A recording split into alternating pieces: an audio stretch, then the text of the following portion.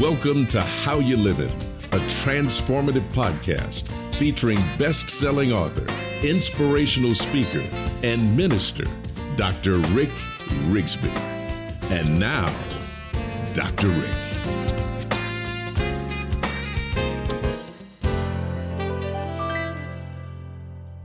Hello, friends. Welcome to this week's podcast. I'm so glad that you could tune in. I want to talk to you today about a quality in life that you have to be successful. You have to have this quality to overcome. That quality is resilience. I can't think of one person who has accomplished anything in life without facing insurmountable odds and then growing in the area of resistance to combat those odds. You know, it's true. Struggle is the classroom for growth. It produces growth. Enthusiasm is common, Angela Duckworth said, but endurance is rare. I like that. Muhammad Ali, the great heavyweight boxing champion. Muhammad Ali said on one occasion, "I hate training, hate every minute of training.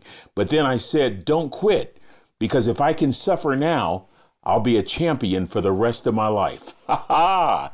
I like that resilient perspective. You know what? We admire people who are resilient. We love comeback stories. I want to share during this episode a few of my favorite stories, and I want to do this in the hope that you will be inspired to grow your resilience, because I know that many of us are facing challenges, facing insurmountable odds, facing difficult situations, dealing with pressures and dealing with problems. It's called life. And so let us use the struggle of the hour to grow our resilience. Just a couple of my favorite stories. Let me start with probably one that's at the very top of the list. It's about a divorced woman. She was divorced, but the marriage resulted in a child, so she's a single parent on government assistance trying to write a novel and get it published. This woman is turned down by 13 publishers, but the 13th publisher had a daughter that somehow read the manuscript and went to her dad and said, "Dad, this is good. You've got to publish this particular novel." And of course, that woman is J.K. Rowling of Harry Potter fame. But just think about all that she went through. She could have quit at any moment. Most people would have given up after the first publisher rejected them. But she went through 13 rejections and kept going. Come on, somebody. How about Mother Teresa? Against insurmountable odds, against the worst living conditions that you can imagine, she dedicates her life to fulfill her calling to serve people, to help people. Even in failing health, resilience was always in her heart, and she worked to help, encourage, serve, and love to the very end of her life. How about a man that opens up a grill in 1946 with his brother? And 2 years later, this man gets married. His wife's name is Jeanette. And so this man, his wife Jeanette, and his brother Ben, they start running this grill that gets to be pretty successful. Then suddenly, the brother Ben is killed in an airplane crash. The husband and wife continue going. They start a second restaurant. That second restaurant burns down. In the process of rebuilding the second restaurant, the man finds out that he has some polyps, some serious health issues. His wife encourages him, "Don't stop, keep going. We can do it." I mean, you talk about a heart filled with resilience. Who is this man? Well, he developed a simple chicken sandwich. His name is Truett Cathy. And as a result of that chicken sandwich, when Truett Cathy died, Chick-fil-A was worth billions. Now, you might say it's worth billions because of a chicken sandwich, but I would say it's worth billions because of the resilience of a man and a woman. Here's one of my favorite stories. One of my favorite stories is about a guy named Chris Gardner. It is a true life story brought to the big screen by Will Smith in the movie The Pursuit of Happiness. Let me just summarize briefly. This movie features Chris Gardner, who also went through a failed marriage, has a child that he won in a custody battle. This man is trying his best in the San Francisco Bay Area to sell outdated, antiquated medical equipment, much to no avail. And so he is so broke, he can't pay his rent, gets evicted. He and his son end up sleeping everywhere and anywhere they can, including a public bathroom in San Francisco. They go in and out of shelters. One day, Chris Gardner discovers that there's an internship available at a prestigious brokerage in San Francisco. I believe Dean Witter. He applies for the internship, gets the internship. At the apex of the internship, there's an opportunity to take a brokerage exam to get your license. And a couple of the best students will possibly get offered jobs as brokers. Chris has nothing to lose. He has no place to go but up.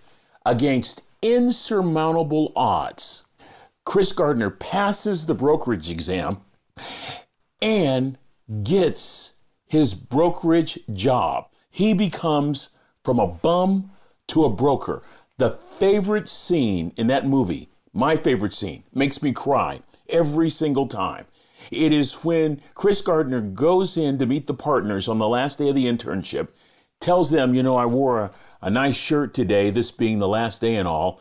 And the head of the brokerage firm says, well, why don't you wear a nice shirt tomorrow too, because tomorrow will be the first day of your life as a broker. And I want to tell you that man didn't take 1 second of his struggle for granted. As a matter of fact, Chris Gardner has said all over the world in interviews, it was the struggle. It was the struggle. It was the struggle that motivated, that challenged, that demanded his best to come out. Friend, you can't be resilient unless you're facing some kind of opposition. Resilience doesn't just grow during peaceful times. You've got to want it bad. It has to summon the courage that is inside of you to come out and to act boldly. I got a phone call this week from a friend who was just diagnosed with a life-threatening disease, early prostate cancer. And when we talked, I thought I was going to encourage him. He ended up encouraging me. He said, Rick, I'm going to beat this.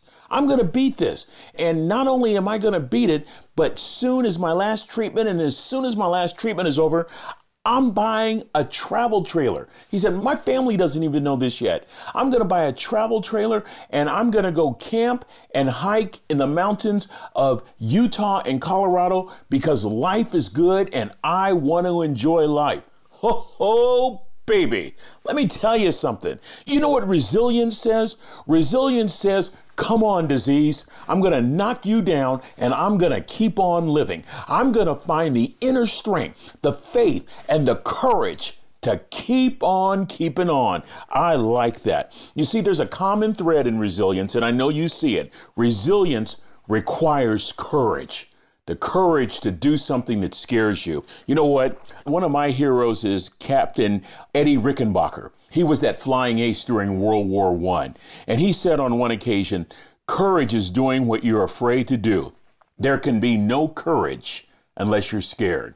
Well, that's a great perspective. You see, courage develops in dire situations.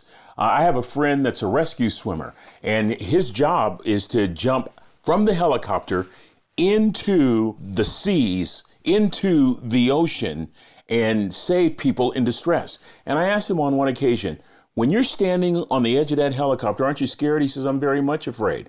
But I know that if I don't jump in, those people don't have a chance of making it. You see, it takes a dire situation to pull the best out of us.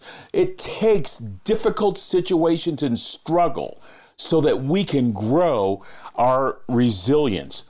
There is a book titled Chase the Lion by Mark Batterson. I love the subtitle. The subtitle says, if your dream doesn't scare you, your dream is too small. What are you saying to us, Rick? This is what I'm saying. You know what resilience looks like? Resilience is fighting and clawing and dreaming even bigger against insurmountable odds. Resilience is saying, I'm not going to quit. even if it means getting out of my comfort zone, even if it means doing something that I'm not familiar with, even if it means hoping against all odds. I am going to keep standing no matter what. Even if it scares me, I'm going to keep going. I'm going to continue to live. Whenever I feel like giving up, I'm going to say to myself, I'm not going to give up. I'm going to keep putting one foot in front of the other. I love that, y'all. I'm just going to keep on keeping on, as the old folks used to say. My daddy, a third grade dropout, wisest man I ever met in my life, at the casket of my first wife said 3 words that speak to the heart of resilience. Son, just stand. Don't quit. Keep clawing. Keep scratching. Keep fighting. Keep going. Keep walking. Keep breathing. That's the essence of resilience, friends. And you know what it means? It means finding the courage to keep going. It means finding the strength to keep going. It means finding the faith to keep going. It means finding the motivation to keep going. Those are all choices that we can make in the midst of difficult circumstances. You know what resilience looks like? Resilience looks like this. You get a life-threatening diagnosis and you attack it head on with such a confidence of overcoming that you say, let me go buy a travel trailer and head to the mountains. Friend, if that is not the face of resilience, I don't know what is. And I think therein is the challenge for me. Perhaps the challenge for you, that it's not about the situation. It's how we choose to respond to the situation that really determines our growth. My hope for myself, my hope for all of us, is that we would respond to difficult situations, not by cowering down, not by giving up, not by quitting, but by standing, by fighting, by scrapping. And you know what that looks like some days? It looks just like a friend of mine who just lost his wife and has 2 little kids. You know what resilience looks like in its most simple form? Getting up, brushing your teeth, putting one foot in front of the other, and breathing. Friend, I'm going to tell you, that's an epic day for my friend who's a new widower. That's an epic day for a man who all of a sudden has to be a mom and a dad to a 5-year-old and a newborn. You see, it doesn't mean necessarily standing in a ring or facing a lion or jumping out of a helicopter. Today, for you, for me, resilience might mean I am going to make it through this day, moment by moment, minute by minute, and hour by hour. I'm going to change my thinking, change the way I look at things, change the words that come out of my mouth. I will persevere. I will keep standing. I will overcome. I will overcome. So friends, metaphorically speaking, go buy a travel trailer. Let's hit the mountains together. Let's go for it. Let's go for it every day for the rest of our lives. And the end result will be a life well lived because we didn't quit. We didn't give up. We faced every difficulty and every hardship with the highest degree of resilience. And as a result, our life took on a quality that just simply cannot be explained. A quality that says, there goes a champion. There goes a winner. There goes a courageous person. There goes a faithful person. There goes a person who refused to give up. Well, friend, I have so enjoyed this time together. I want to tell you, I feel encouraged. I really feel encouraged. I feel encouraged to call a few folks as soon as I get off the air and just encourage them to keep standing, to keep clawing, to keep scrapping, to keep fighting. I feel so encouraged that we don't have to just bow down to difficult situations, but we can rise up and face the challenge and embrace life and enjoy life even in the face of insurmountable odds.